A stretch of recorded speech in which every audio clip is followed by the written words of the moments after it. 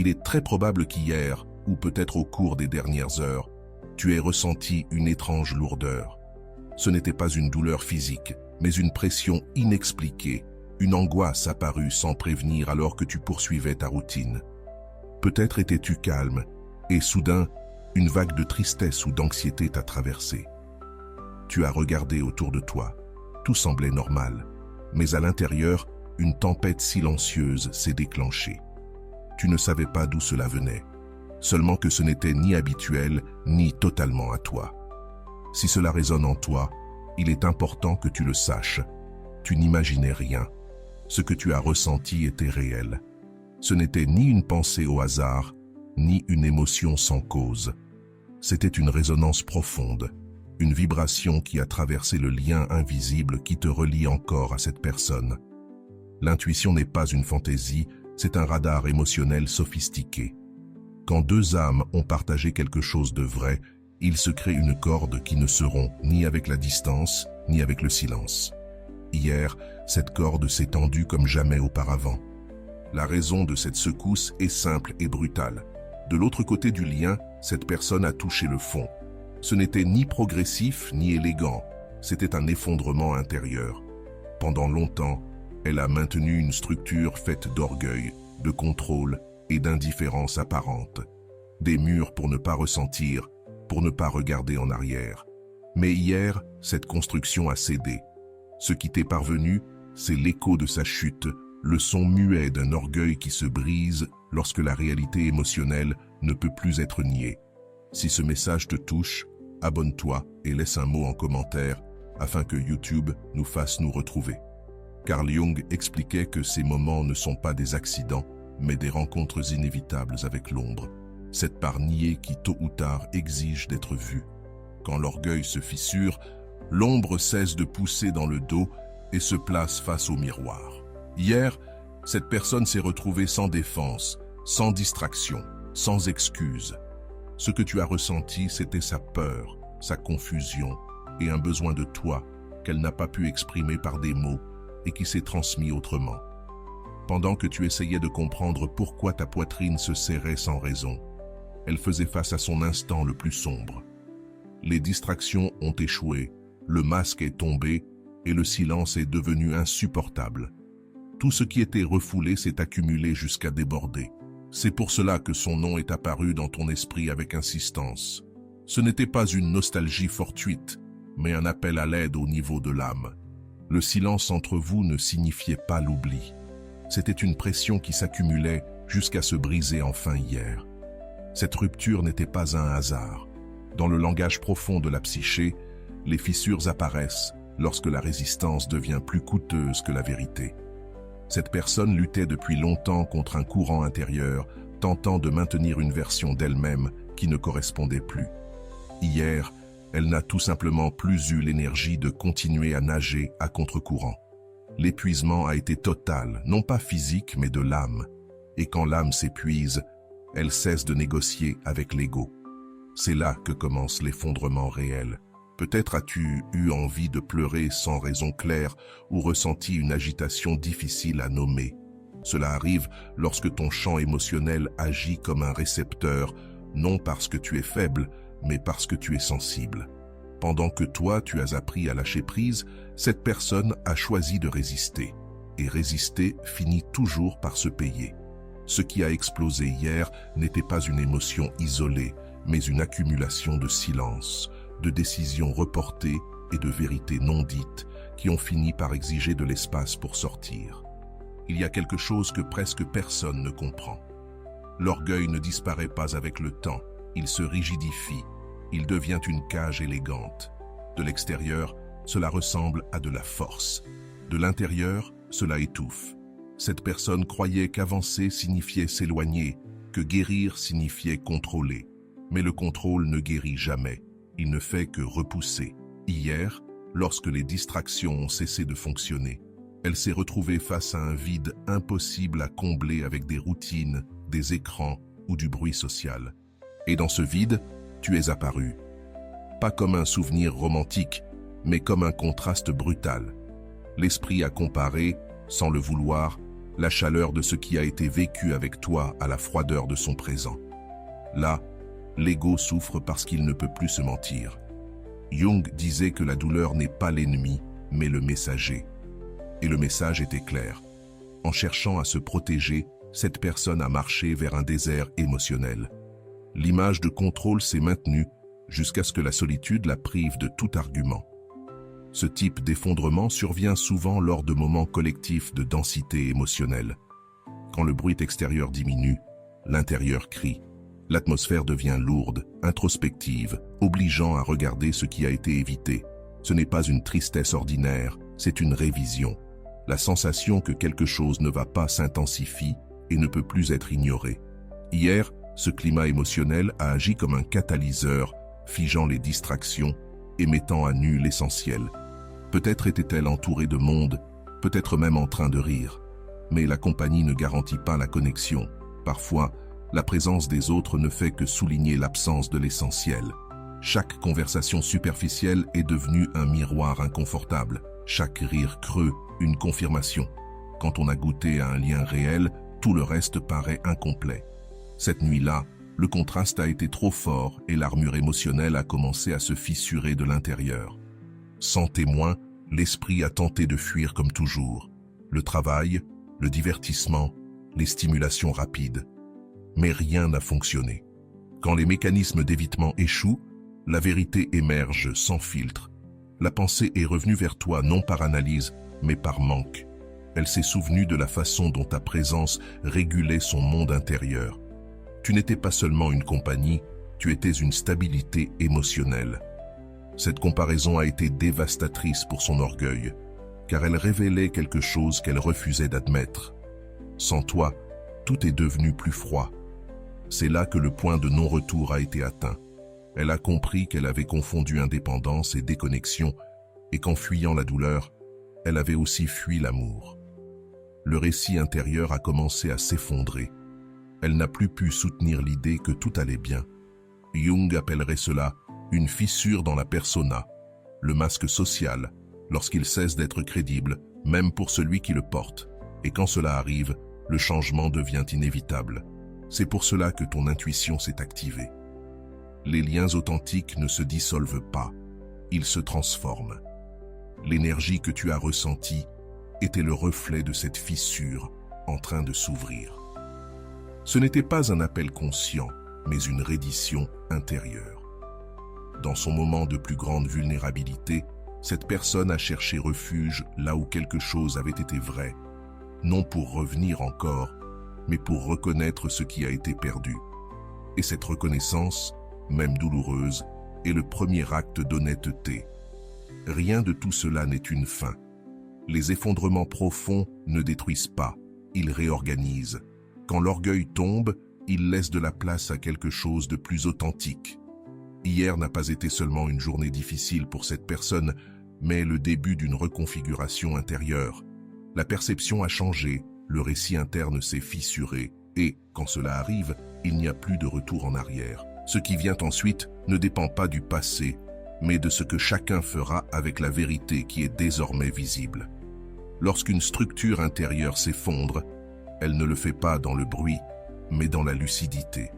Cette personne a commencé à voir clairement quelque chose qu'elle évitait depuis longtemps. Ce n'était pas de la nostalgie, c'était de la conscience. L'orgueil n'a plus pu justifier les décisions passées, ni soutenir le récit d'autosuffisance. Une question inconfortable est alors apparue, persistante. À quel moment te perdre est-il devenu une stratégie de survie? Cette question ne cherche pas de réponse immédiate. Elle cherche à éroder le mensonge et elle y parvient lentement, de l'intérieur. C'est ici qu'il se passe quelque chose de subtil et décisif. L'ego tente de négocier, de minimiser, de rationaliser, de distraire. Mais l'émotion n'obéit plus. Le corps se souvient de ce que l'esprit a voulu effacer. La sensation de vide ne se comble pas par la logique. Cette personne a commencé à ressentir le poids de ce qui n'a pas été dit, des gestes repoussés, des mots qui ne sont jamais sortis. Ce qui émerge en premier n'est pas la culpabilité, mais la tristesse. Une tristesse mature, silencieuse, qui n'accuse pas, mais qui ne s'en va pas non plus. On observe souvent ce schéma, des personnes qui confondent la force avec la rigidité et la liberté avec la fuite. Jung avertissait que ce qui est refoulé ne disparaît pas. Cela attend le moment opportun pour revenir avec plus de force. Hier, c'était ce moment. L'ombre n'est pas venue détruire, elle est venue montrer. Et lorsqu'une personne se voit sans filtre, sans masque, elle comprend que le problème n'a jamais été de ressentir, mais de résister à ce qu'il fallait réellement ressentir. Pendant ce temps, toi, tu as changé, même si tu ne le remarques pas toujours. Tu as appris à soutenir le silence sans te briser, à avancer sans réponse immédiate. Cette différence énergétique est essentielle. C'est pour cela que l'impact n'a pas été symétrique. Tu as ressenti la secousse, oui, mais tu ne t'es pas effondré, parce que tu ne dépends plus d'explications extérieures pour te réguler. Cette personne, en revanche, a pris conscience qu'elle avait construit sa stabilité sur la négation, et la négation finit toujours par s'écrouler.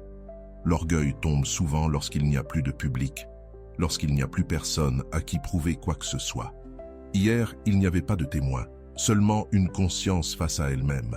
Dans cet espace intime, l'image de contrôle a perdu toute valeur. Ce qui est resté, c'est une vérité simple et dévastatrice. Certaines connexions ne se remplacent pas, elles s'ignorent jusqu'à devenir douloureuses. Et cette douleur ne cherche pas à punir, elle cherche à réveiller, parce que seul ce qui fait suffisamment mal peut se transformer. Ce type d'éveil ne génère pas d'action immédiate, il génère d'abord du silence, un silence différent, lourd, réflexif. Cette personne ne sait pas encore quoi faire de ce qu'elle a ressenti, mais elle ne peut plus le nier. La perception s'est déplacée. Là où il y avait des justifications, il y a maintenant des doutes. Là où il y avait de l'orgueil, il y a des fissures. Jung appellerait cet état l'antichambre de l'individuation, le moment où le faux moi commence à perdre son autorité. Il est important que tu comprennes une chose. Rien de tout cela ne t'oblige à reculer. Le processus de l'autre n'est pas ta dette. Tu n'es pas responsable de soutenir ni de sauver qui que ce soit. La connexion existe, oui, mais la direction dépend désormais de la conscience, pas de l'impulsion. L'effondrement de l'orgueil ne garantit pas la maturité. Il ouvre seulement une possibilité. Et cette possibilité ne deviendra réelle que si cette personne choisit de traverser l'inconfort sans se cacher à nouveau. Ce que tu as ressenti, c'était le début de ce seuil. Pas une promesse, pas une réconciliation automatique. C'était une information, un signal indiquant que quelque chose de profond a bougé. Ton intuition a répondu parce qu'elle est entraînée à percevoir la vérité, pas l'intention. Parfois, l'âme détecte les changements avant que l'esprit ne les comprenne. C'est pour cela que la sensation était confuse, intense, difficile à nommer.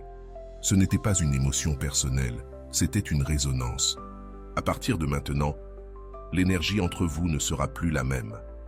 Quelque chose s'est brisé, mais quelque chose s'est aussi libéré. L'armure est tombée, et avec elle, le récit de l'indifférence. Cela ne signifie pas que tout devient simple. Cela signifie que le faux a perdu de sa force. Et lorsque le faux s'effondre, il ne reste que deux chemins. Intégrer ce qui a été appris ou ériger des murs encore plus épais. Cette décision ne t'appartient plus. Ce qui t'appartient, en revanche, c'est ta position intérieure. Continuer d'avancer sans te trahir. Ne pas interpréter les signes depuis l'anxiété, mais depuis la clarté. Jung rappelait que le véritable pouvoir apparaît lorsque l'on cesse de poursuivre des réponses à l'extérieur. Hier a marqué un avant et un après, non pas pour ce qui se produira à l'extérieur, mais parce que tu sais désormais que ton intuition ne s'est pas trompée. Et lorsque tu lui fais confiance, tu ne marches pas à l'aveugle. Il existe une différence essentielle entre ressentir une connexion et en dépendre. Tu as franchi ce seuil. C'est pour cela que tu peux maintenant percevoir sans te perdre. Cette personne, elle, vient de découvrir que la distance n'anesthésie pas ce qui n'a pas été résolu. L'orgueil lui a servi de refuge temporaire, mais aussi de prison. Et lorsque la prison devient visible, l'âme panique, non pas par peur de te perdre, mais par la prise de conscience qu'elle s'est perdue elle-même en chemin. À ce stade, l'esprit commence à réécrire le passé non pour l'idéaliser, mais pour le comprendre. Il se souvient de scènes minimes, de regards, de silences partagés, de moments sans mots, et comprend quelque chose de crucial. Là, il y avait une présence réelle. Jung affirmait que l'inconscient s'exprime à travers des images chargées d'émotions. C'est pour cela que ces souvenirs reviennent maintenant, non comme une douce nostalgie, mais comme des vérités qui réclament à être intégrées. Ce qui n'est pas honoré revient sous forme de conflit intérieur. Ce processus n'est pas confortable. La lucidité l'est rarement. Lorsque l'orgueil tombe, il expose une vulnérabilité qui ne sait pas encore comment se soutenir. Des impulsions contradictoires apparaissent, s'approchent et fuient en même temps, vouloir parler et se taire. Cette ambivalence n'est pas de la manipulation, c'est de la désorientation. L'ancienne carte intérieure ne fonctionne plus, et la nouvelle n'est pas encore dessinée. Ce vide est fertile, mais seulement s'il est traversé avec honnêteté. Pendant ce temps, toi, tu observes depuis un autre endroit, non plus depuis l'attente, mais depuis la conscience. Tu sais que l'amour réel ne se mendie pas et ne se poursuit pas. C'est pour cela que ce mouvement ne te déstabilise plus comme avant. Tu le ressens, oui, mais il ne t'emporte pas. C'est ta transformation silencieuse. Jung appellerait cela retirer la projection, cesser de chercher chez l'autre ce que tu as déjà intégré en toi. Et cela change toute la dynamique. Il est possible que cette personne commence à remettre en question des décisions qu'elle défendait autrefois avec fermeté, non parce que quelqu'un le lui dit, mais parce qu'elle ne peut plus les soutenir intérieurement. L'orgueil ne se brise pas sous la pression extérieure. Il se brise lorsqu'il cesse d'être crédible pour soi-même. Hier, c'est cela qui s'est produit, une fissure invisible de l'extérieur, mais qui bouleverse tout à l'intérieur. À partir de là, la cohérence devient une nécessité, non une option. C'est le moment où beaucoup reculent. Tout le monde n'est pas prêt à vivre sans armure. Intégrer l'ombre exige une responsabilité émotionnelle.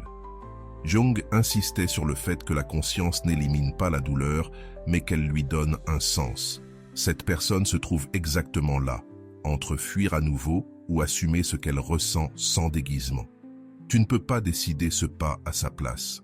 La seule chose que tu peux faire, c'est ne pas te trahir pour faciliter le chemin de quelqu'un d'autre. C'est pourquoi il est essentiel que tu n'interprètes pas ce mouvement comme un signe extérieur destiné à guider tes actions. C'est un signe intérieur qui confirme quelque chose de plus profond. Ta perception est affinée. Ce que tu as ressenti n'était pas une anxiété anticipatrice, c'était une information énergétique. Et maintenant que tu l'as reçue, ta tâche n'est pas de réagir, mais de rester aligné. La clarté ne fait pas de bruit, mais elle soutient. Et c'est exactement ce qui te définit aujourd'hui. Lorsque deux processus ne sont plus au même rythme, le silence devient le langage le plus honnête. Il ne punit pas, il ne manipule pas, il n'exige rien. Il laisse simplement l'espace nécessaire pour que chacun se rencontre lui-même. Cet espace est inconfortable pour celui qui a toujours fui l'introspection.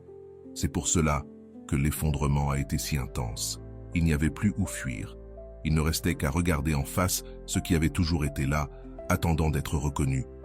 À partir de maintenant, toute tentative de connexion sera différente. Elle ne pourra plus se soutenir sur des jeux, des ambiguïtés ou des masques. L'orgueil n'a plus la même force. Et lorsque cela se produit, la relation, quelle que soit sa forme future, ne peut exister que depuis un lieu plus authentique. Jung disait que ce qui n'est pas authentique draine l'énergie vitale. Peut-être qu'hier, cette personne a compris pourquoi elle se sentait si fatiguée sans savoir exactement de quoi. Cette phase du processus ne cherche pas des fins rapides. Elle cherche une vérité stable.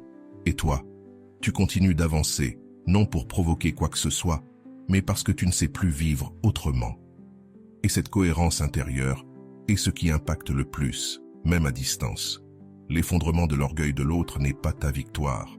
C'est la confirmation que tu as fait le bon choix lorsque tu as décidé de ne pas forcer ce qui devait se révéler de lui-même. Il existe des processus qui ne s'annoncent pas, ils se produisent simplement, et lorsqu'ils se produisent, il n'y a plus de retour possible. Cette rupture intérieure a laissé cette personne sans le scénario qu'elle répétait habituellement pour se justifier. L'orgueil fonctionnait comme une narration ordonnée, mais fragile. En se brisant, il a fait apparaître le chaos nécessaire pour reconstruire depuis un autre endroit. Ce n'est pas le courage qui surgit en premier, c'est la confusion.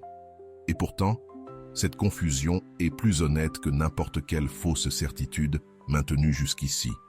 Dans cet état, l'esprit cherche du sens, non pas des réponses rapides, mais une cohérence émotionnelle. Pour la première fois depuis longtemps, cette personne n'a pas pu blâmer le contexte, ni le passé, ni les autres. Elle s'est retrouvée face à sa propre responsabilité affective. Jung décrivait ce moment comme l'éveil douloureux du moi conscient. Ce n'est pas l'illumination, c'est le dépouillement. Retirer les couches jusqu'à ne plus avoir d'excuses. Et lorsque cela arrive, l'image qui apparaît n'est pas toujours confortable. La nostalgie qui émerge ici n'est pas romantique, elle est existentielle. Elle ne regrette pas seulement quelqu'un, elle regrette une version d'elle-même qui existait lorsque le lien était vivant. C'est pour cela que l'impact a été si profond. Elle a compris qu'elle n'a pas seulement perdu une relation, mais aussi un reflet dans lequel elle pouvait se reconnaître avec authenticité. Cette compréhension pèse, car elle oblige à admettre que la distance n'était pas une croissance, mais une déconnexion entretenue par la peur de ressentir trop intensément. Pendant ce temps, toi, tu te trouves à un autre point du chemin. Tu as appris à ne plus confondre intensité et amour, ni absence et valeur. Cela te permet de ressentir sans te laisser déborder. Le choc ne t'a pas brisé, il t'a confirmé. Jung insistait sur le fait que lorsque nous cessons de poursuivre, quelque chose se réorganise dans le champ psychique. Cette immobilité en toi est ce qui désarme le plus l'orgueil de l'autre. Non parce qu'elle provoque de la culpabilité, mais parce qu'elle révèle un contraste. Et le contraste fait plus mal que n'importe quel reproche. Voir quelqu'un en paix avec son processus, pendant que l'on lutte intérieurement, crée une friction impossible à ignorer. Cette personne a ressenti cela hier, une distance émotionnelle qui ne se mesure pas en kilomètres. Elle a compris que tu n'es plus en attente, que tu ne pousses plus, que tu ne soutiens plus. Et cette autonomie de ta part désarme toute narration dans laquelle le contrôle était la stratégie principale pour éviter de s'impliquer réellement. Une question silencieuse surgit alors. Que faire maintenant de ce que je ressens? Il n'existe aucun manuel pour cela. L'orgueil brisé ne sait pas comment se reconstruire sans se durcir à nouveau. Jung disait que le véritable changement exige de rester dans la tension sans fuir. Cette personne est précisément à cet endroit, inconfortable, vulnérable, sans savoir encore si elle a la maturité nécessaire pour traverser le processus sans reculer. Tous n'y parviennent pas, mais tous le ressentent. Il est important que tu n'idéalises pas ce moment. La rupture ne rend personne automatiquement conscient, elle ouvre seulement une possibilité. Le véritable travail commence après, lorsque le bruit retombe et que l'inconfort demeure. C'est là que se décide si l'expérience s'intègre ou si elle est à nouveau refoulée. Tu ne peux pas influencer cette décision. Ton rôle n'est plus de soutenir, mais de maintenir ta cohérence sans te sacrifier aux attentes des autres. Ce que tu peux faire, en revanche, c'est reconnaître ta croissance. Avant, une secousse de ce type t'aurait déstabilisé pendant des jours. Aujourd'hui, tu la ressens et tu continues. Ce n'est pas de la froideur, c'est de la maturité émotionnelle. Jung affirmait que l'individuation se manifeste lorsque nous cessons de réagir automatiquement. Ton calme n'est pas de l'indifférence, c'est de l'intégration. Et cette intégration modifie le champ relationnel, même sans contact direct. À partir de maintenant, tout rapprochement sera une conséquence, non une impulsion. Il ne se construira plus à partir du besoin, mais à partir de la vérité. Et la vérité exige toujours plus que l'orgueil. Elle exige présence, cohérence et responsabilité affective. Hier, l'illusion du contrôle s'est brisée. Ce qui viendra ensuite ne pourra se soutenir que s'il y a une authenticité réelle. Toi, tu es déjà à cet endroit. L'autre est encore en train de décider s'il ose y parvenir. Ce dernier segment du chemin ne demande pas de précipitation, il demande de la clarté. Continue d'avancer sans porter des histoires qui ne t'appartiennent plus. Jung rappelait que la rencontre la plus importante est celle avec soi-même. Hier, cette personne a été contrainte de commencer cette rencontre. Toi, tu l'avais déjà entamée. C'est pour cela que la secousse n'a pas été un avertissement, mais une confirmation. Et lorsque la confirmation arrive, tu n'as plus besoin de preuves extérieures, seulement de rester fidèle à ce que tu sais désormais. Il existe un instant, après la rupture, où tout semble suspendu, comme si le temps retenait son souffle. Cette personne se trouve là maintenant. Elle ne peut plus revenir à l'ignorance émotionnelle, mais ne sait pas encore comment habiter la vérité. Cet entre-deux est inconfortable, mais fertile. Jung disait que le chaos précède le nouvel ordre. Ce n'est pas un recul, c'est une désorganisation créatrice. Et même si cela ne se voit pas de l'extérieur, à l'intérieur, chaque ancienne certitude est remise en question. Dans cet espace apparaissent des émotions mêlées, culpabilité, désir, peur, élan, non pas de manière claire, mais superposée. L'orgueil brisé tente de se recomposer, mais ne retrouve plus sa forme précédente. Ce qui fonctionnait autrefois, le silence, la distance, l'autosuffisance, génère désormais davantage de vide. Cette contradiction fait mal, car elle oblige à reconnaître que certaines stratégies n'étaient pas de la force, mais une protection mal comprise. Et lorsque cela est compris, il devient impossible d'agir comme avant. Il est possible que tu remarques de petits mouvements énergétiques, des pensées qui reviennent, des souvenirs insistants, des impulsions qui surgissent, puis se retiennent.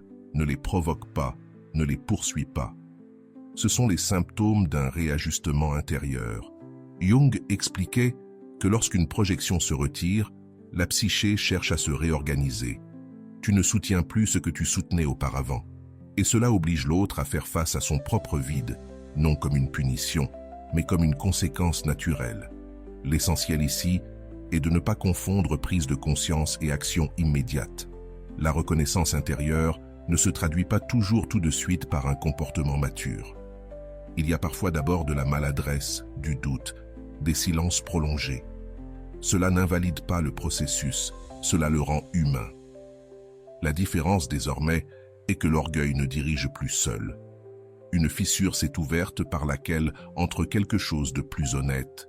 Et même si cette honnêteté fait encore peur, elle ne peut plus être ignorée sans coup émotionnel.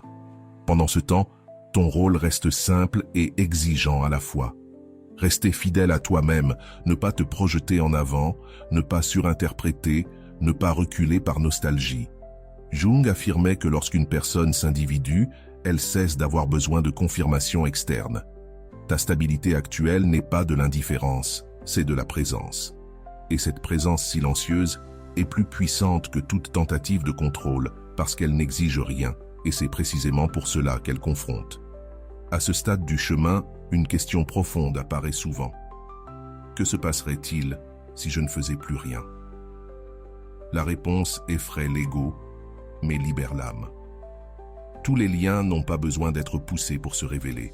Certains ont seulement besoin d'espace pour montrer leur véritable nature. Hier, quelque chose s'est révélé sans que tu interviennes. C'est le signe le plus clair que le processus ne dépend plus de ton effort, mais de la conscience de l'autre. Jung avertissait que la plus grande peur humaine n'est pas de perdre l'autre, mais de se rencontrer soi-même sans distraction. C'est exactement ce qui s'est produit. Sans bruit extérieur, sans masques sociaux, cette personne s'est retrouvée face à son propre manque affectif, sans pouvoir fuir. Et lorsque l'on reste seul face à cette vérité, on comprend que certaines absences pèsent plus que n'importe quelle présence superficielle. Cette compréhension modifie la hiérarchie interne des valeurs. Il est possible qu'elle remette désormais en question des choses qu'elle considérait comme acquises, des décisions, des priorités, même sa propre idée de l'indépendance, non parce que quelqu'un l'exige, mais parce que cela ne correspond plus. La conscience ne crie pas, elle s'installe. Cette gêne est inconfortable et cette gêne est persistante. Tu n'as pas besoin d'être là pour que cela se produise. Le travail est intérieur et ce qui se met en mouvement à l'intérieur, tôt ou tard, se manifeste à l'extérieur, sans avoir besoin d'être forcé. Ce moment ne cherche pas des certitudes, il cherche un alignement. Tu as déjà choisi de ne pas te trahir. Ce choix t'a placé dans un endroit différent. Pas meilleur, différent. Depuis là, tu peux ressentir sans te perdre. Jung appellerait cela être centré sur le soi. Quand quelqu'un atteint ce point, il cesse de réagir à chaque signal externe. Il observe, il intègre, il continue. C'est ta véritable force aujourd'hui. Ce qui s'est passé hier n'était pas un message pour que tu agisses. C'était un rappel de qui tu es maintenant, de tout ce que tu as parcouru sans faire de bruit. L'orgueil qui s'est brisé n'était pas le tien. Tu avais déjà abandonné ce combat. C'est pour cela que la secousse ne t'a pas désorganisé, elle t'a confirmé. Et quand une vérité intérieure se confirme, elle n'a pas besoin d'explication, seulement de cohérence pour continuer à avancer. À ce stade, quelque chose se stabilise en toi, non pas parce que tout est résolu, mais parce que tu n'as plus besoin de tout résoudre aujourd'hui. Ce calme n'est pas de la résignation, c'est de l'intégration. Tu as compris que tout mouvement ne nécessite pas une réponse immédiate. Parfois, la véritable action consiste à ne pas interférer. Jung rappelait que la psyché est saine lorsque nous cessons de forcer des conclusions. Et toi, sans t'en rendre compte, tu as appris à faire confiance au processus que tu ne contrôles pas. La rupture de l'autre suit son cours, avec ou sans contact, car lorsqu'une vérité s'active, elle ne peut plus être désactivée à volonté. Cette personne porte désormais une conscience nouvelle, inconfortable, persistante. Elle peut l'ignorer par moments, oui, mais elle ne pourra plus effacer ce qu'elle a vu. Et cela change la relation au silence. Il n'est plus un refuge, il devient un miroir. Chaque jour sans fuite approfondit la question qui s'est ouverte hier sans permission. C'est ici que de nombreuses histoires changent de direction, non par des décisions dramatiques, mais par des réorganisations internes silencieuses. Tu n'attends plus de validation extérieure pour savoir ce que tu vaux. Pendant ce temps, l'autre commence à se demander pourquoi il a toujours eu besoin de fuir pour se sentir fort. Deux trajectoires différentes, nées du même point de rupture. Jung dirait que le destin se révèle lorsque nous cessons de lutter contre ce que nous sommes. Et cela est déjà en train de se produire. Ne confonds pas cette clôture avec de la froideur. Ressentir moins de chaos ne signifie pas ressentir moins. Cela signifie ressentir mieux. Tu as appris à ne plus amplifier ce qui ne t'appartient pas. C'est pour cela que tu peux désormais observer sans anxiété. La secousse a rempli sa fonction. Elle t'a informé. Elle ne t'a pas emporté. Quand l'intuition accomplit son rôle, elle se tait. Et dans ce silence lucide, tu comprends que tout ce qui vibre ne demande pas une réponse immédiate. C'est le type de compréhension qui ne s'enseigne pas. Elle se traverse. Tu as traversé. Et Jung affirmait que la maturité émotionnelle commence lorsque nous cessons de blâmer l'autre pour ce que nous ressentons. Aujourd'hui, tu sais que ton équilibre ne dépend pas des gestes des autres. Cela ne te rend pas distant, cela te rend libre. Libre de choisir depuis la conscience et non depuis le manque. Libre de ne pas te trahir, même lorsque quelque chose fait encore mal. Ce qui viendra ensuite, si cela vient, devrait te trouver dans cet état. Sans hâte, sans besoin, sans armure. Car tout lien qui naît depuis cet endroit ne peut se soutenir que dans la vérité. L'orgueil n'est plus une option valable. Jung insistait sur le fait que l'amour authentique commence là où se termine l'image que nous voulons maintenir. Hier, cette image s'est brisée. Et le réel, même s'il tremble, commence à prendre sa place. Tu n'as pas besoin de signes supplémentaires pour confirmer ce que tu sais déjà. L'intuition ne répète pas 2 fois le même message. Si quelque chose s'est activé, ce n'était pas pour te confondre, mais pour t'aligner. Tu as appris à lire ces messages sans les dramatiser. C'est cela, la sagesse pratique. Et cette sagesse t'accompagne maintenant, non pour prédire l'avenir, mais pour habiter le présent avec une dignité qui n'était pas toujours possible auparavant. Carl Jung disait que celui qui regarde à l'extérieur rêve, mais que celui qui regarde à l'intérieur s'éveille. Hier, quelqu'un s'est réveillé brutalement. Toi, tu étais éveillé depuis longtemps. C'est pour cela que l'impact n'a pas été symétrique. Ce qui a été un effondrement pour l'un a été pour toi, une confirmation. Non pas d'une histoire, mais de ton propre processus. Et lorsqu'un processus intérieur se confirme, il n'y a plus de retour possible vers des versions plus petites de soi-même. Il ne reste qu'à soutenir ce qui a été appris, non depuis l'orgueil, mais depuis la cohérence, non depuis l'attente, mais depuis la présence. Le silence ne pèse plus de la même manière. La distance n'effraie plus, parce que tu sais que rien d'authentique ne se perd parce qu'on ne le force pas. Jung appellerait cela « vivre depuis le soi ». Et depuis cet endroit, tout ce qui n'est pas réel s'effondre de lui-même, sans qu'il soit nécessaire de le pousser. Ceci est ta clôture intérieure. Non dramatique, non bruyante, vrai. Ce qui s'est brisé à l'extérieur hier s'ordonne aujourd'hui à l'intérieur de toi. Et cela, c'est un pouvoir silencieux. Écris-le si tu le ressens, comme un engagement envers toi-même. J'ai le pouvoir de me retirer avec élégance. Et voilà, j'espère que vous avez trouvé beaucoup de valeur dans cette vidéo. Merci d'être resté jusqu'à la fin de cette vidéo, j'adore quand vous faites ça.